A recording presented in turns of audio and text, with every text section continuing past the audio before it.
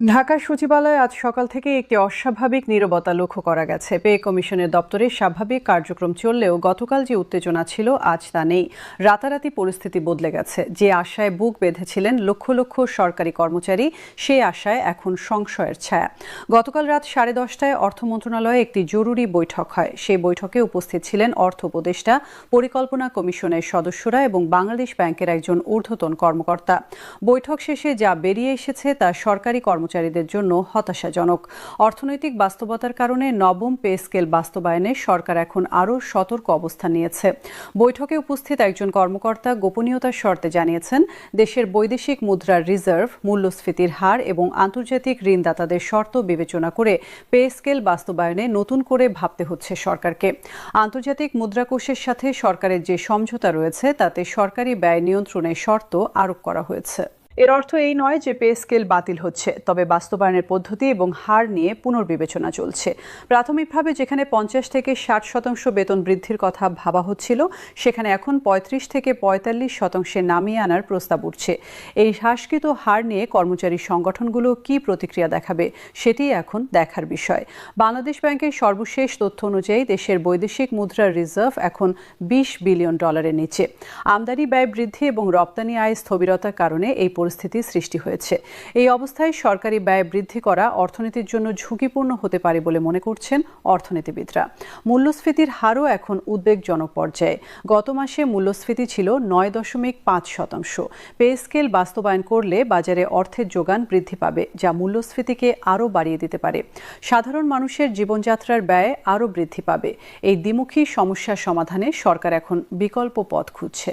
একটি সম্ভাব্য বিকল্প হিসেবে বিবেচনা করা হচ্ছে টার্গেটেড সাপোর্ট, অর্থাৎ সব গ্রেডে সমান হারে বেতন না বাড়িয়ে নিম্ন গ্রেডের কর্মচারীদের বেতন বেশি হারে বৃদ্ধি এবং উচ্চ গ্রেডের কর্মকর্তাদের বেতন কম হারে বৃদ্ধি।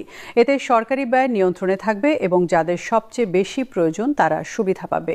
উদাহরণস্বরূপ 20তম থেকে একাদশ গ্রেডের কর্মচারীদের বেতন বৃদ্ধি হতে পারে 50%, দশম থেকে ষষ্ঠ গ্রেডে 40% এবং পঞ্চম থেকে প্রথম গ্রেডে 30%।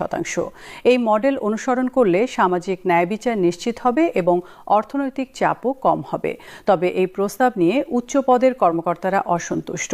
তাদের যুক্তি হলো, নীতি নির্ধারণী পর্যায়ের কর্মকর্তারা যদি যথাযথ বেতন না পান, তাহলে দক্ষ জনবল সরকারি খাত ছেড়ে বেসরকারি খাতে চলে যাবে। এতে প্রশাসনিক দক্ষতা ক্ষতিগ্রস্ত হবে। এই দুই দৃষ্টিভঙ্গির মধ্যে সমন্বয় করা এখন বড় চ্যালেঞ্জ। পে স্কেল বাস্তবায়নের অর্থায়ন নিয়েও প্রশ্ন উঠছে। প্রাথমিক হিসাব অনুযায়ী নতুন পে স্কেল বাস্তবায়নে বার্ষিক অতিরিক্ত প্রয়োজন হবে 30 থেকে 35 হাজার করোড় টাকা। এই অর্থ কোথা থেকে আসবে? রাজস্ব আদায় বৃদ্ধি, সাশ্রয় ব্যবস্থা নাকি ঋণ গ্রহণ? প্রতিটি বিকল্পেরই নিজস্ব জটিলতা রয়েছে। রাজস্ব বোর্ড জানিয়েছে, চলতি অর্থবছরে রাজস্ব আদায়ের লক্ষ্যমাত্রা অর্জন করা কঠিন হয়ে পড়েছে।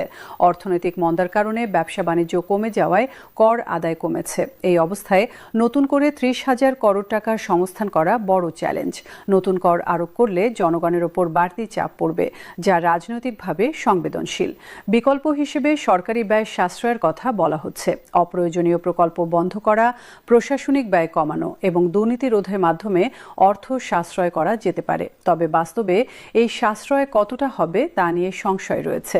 বছরের পর বছর ধরে এই কথা বলা হলেও বাস্তবে খুব একটা ফল দেখা যায়নি। আন্তর্জাতিক ঋণ নেওয়ার সুযোগও সীমিত। IMF এবং বিশ্ব ব্যাংক ইতিমধ্যে শর্ত সাপেক্ষে ঋণ দিয়েছে। সেই শর্তের মধ্যে রয়েছে সরকারি ব্যয় নিয়ন্ত্রণ। এই অবস্থায় বেতন বৃদ্ধির জন্য আরও ঋণ নেওয়া সম্ভব হবে কিনা তা নিয়ে সন্দেহ রয়েছে। কর্মচারী সংগঠনগুলো অবশ্য এসব যুক্তি মানতে রাজি নয়। তারা বলছেন, অর্থনৈতিক সংকট সরকারের ব্যর্থতার ফল। সেই ব্যর্থতার মূল্য কেন দেবে সরকারি কর্মচারীরা? জীবনযাত্রার ব্যয় বৃদ্ধির সাথে তাল মিলিয়ে বেতন না বাড়লে তারা সংসার চালাতে পারবে না। তাদের এই ন্যায্য দাবি পূরণ করা সরকারের নৈতিক দায়িত্ব। বাংলাদেশ সরকারি কর্মচারী কল্যাণ ফেডারেশনের সভাপতি আজ সকালে এক সংবাদ সম্মেলনে বলেছেন, সরকার যদি পূর্ণ হারে পে স্কেল বাস্তবায়ন না করে তাহলে তারা কঠোর কর্মসূচি গ্রহণ করবে। কাজ বন্ধ, মানববন্ধন, এমনকি অবস্থান ধর্মঘটের হুঁশিয়ারিও দিয়েছেন তিনি। এতে প্রশাসনিক কাজকর্ম মারাত্মকভাবে ব্যাহত হতে পারে। অন্যদিকে জনগণের একটি অংশ মনে করছে সরকারি কর্মচারীদের বেতন বৃদ্ধির চেয়ে নিত্যপণ্যের দাম নিয়ন্ত্রণ এবং সাধারণ মানুষের জীবনযাত্রার মান উন্নয়নে মনোযোগ দেওয়া উচিত। সরকারি কর্মচারীরা ইতিমধ্যে নিয়মিত বেতন এবং চাকরি নিরাপত্তা পাচ্ছেন।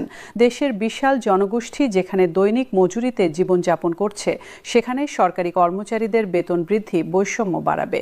এই বিতর্কের মধ্যে একটি গুরুত্বপূর্ণ প্রশ্ন হল, পে স্কেল কি শুধু বেতন বৃদ্ধির বিষয় নাকি এটি একটি বৃহত্তর সংস্কারের অংশ হওয়া উচিত? অনেক বিশেষজ্ঞ মনে করছেন শুধু বেতন বাড়ালে কর্মদক্ষতা বাড়বে না, প্রয়োজন সামগ্রিক প্রশাসনিক সংস্কার, জবাবদিহিতা নিশ্চিত করা, দুর্নীতি রোধ, প্রশিক্ষণের ব্যবস্থা, কর্মপরিবেশ উন্নত করা এবং মেধার ভিত্তিতে পদোন্নতি নিশ্চিত করা। এই সব কিছুই পে স্কেলের সাথে যুক্ত করা উচিত। অন্যথায় শুধু বেতন বৃদ্ধি দিয়ে কাঙ্ক্ষিত ফল পাওয়া যাবে না। ডিজিটাল বাংলাদেশ করার স্বপ্নের সাথে সরকারি অফিসের কাজকর্ম ডিজিটাল হওয়া প্রয়োজন। অনেক সরকারি অফিসে এখনও ফাইল ঘুরে ঘুরে মাসের পর মাস পড়ে থাকে। ই গভর্নেন্স চালু করা, সেবা প্রদানের স্বচ্ছতা আনা এবং জনগণের সাথে সরকারের দূরত্ব কমানো, এই সব কিছুই পে স্কেল সংস্কারের সাথে যুক্ত করা উচিত। শিক্ষা ও স্বাস্থ্য খাতে কর্মরত সরকারি কর্মচারীদের অবস্থা আরও জটিল।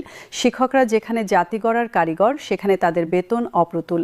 স্বাস্থ্যকর্মীরা জীবনের ঝুঁকি নিয়ে সেবা দিচ্ছেন, কিন্তু তাদের বেতন ভাতা সন্তোষজনক নয়। এই দুই খাতে বিশেষ নজর দেওয়া প্রয়োজন। আইন শৃঙ্খলা রক্ষাকারী বাহিনীর সদস্যদের জন্য বিশেষ ব্যবস্থা থাকা উচিত। পুলিশ, বিজিবি, অ্যানসার সদস্যরা দিনরাত পরিশ্রম করে দেশের নিরাপত্তা নিশ্চিত করছেন। তাদের কাজে ঝুঁকি বিবেচনা করে ঝুঁকি ভাতা এবং অন্যান্য সুবিধা বাড়ানো উচিত। প্রতিবন্ধী কোটায় নিয়োগপ্রাপ্ত কর্মচারী, আদিবাসী কর্মচারী এবং নারী কর্মচারীদের বিশেষ চাহিদা বিবেচনা করাও জরুরি। তাদের জন্য বিশেষ সুবিধা এবং কর্মপরিবেশ নিশ্চিত করা পে স্কেলের অংশ হওয়া উচিত। স্থানীয় সরকার প্রতিষ্ঠানে কর্মরত কর্মচারীদের অবস্থাও দুর্বল। ইউনিয়ন পরিষদ, উপজেলা পরিষদ এবং পৌরসভার কর্মচারীরা মাঠ পর্যায়ে সরকারের প্রতিনিধিত্ব করছেন। তাদের বেতন ভাতা কেন্দ্রীয় সরকারের কর্মচারীদের চেয়ে অনেক কম। এই বৈষম্য দূর করা প্রয়োজন। চুক্তিভিত্তিক কর্মচারীদের ভবিষ্যৎও অনিশ্চিত। সরকারি অফিসে এখন অনেক চুক্তিভিত্তিক কর্মী কাজ করছেন।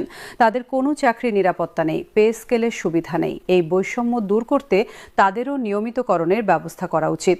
বর্তমান পরিস্থিতিতে সরকার একটি কঠিন সিদ্ধান্তের মুখোমুখি। একদিকে কর্মচারীদের ন্যায্য দাবি, অন্যদিকে অর্থনৈতিক বাস্তবতা। এই দুইয়ের মধ্যে ভারসাম্য রক্ষা করাই এখন সবচেয়ে বড় চ্যালেঞ্জ। আগামী কয়েকদিনের মধ্যে সরকার যে সিদ্ধান্ত নেবে তা শুধু সরকারি কর্মচারীদের নয়, পুরো দেশের জন্য গুরুত্বপূর্ণ হবে। পে কমিশন এখন চূড়ান্ত সুপারিশ প্রস্তুত করছে। সরকার সেই সুপারিশ কতটা গ্রহণ করবে বা পরিবর্তন করবে তা নিয়ে জল্পনা চলছে।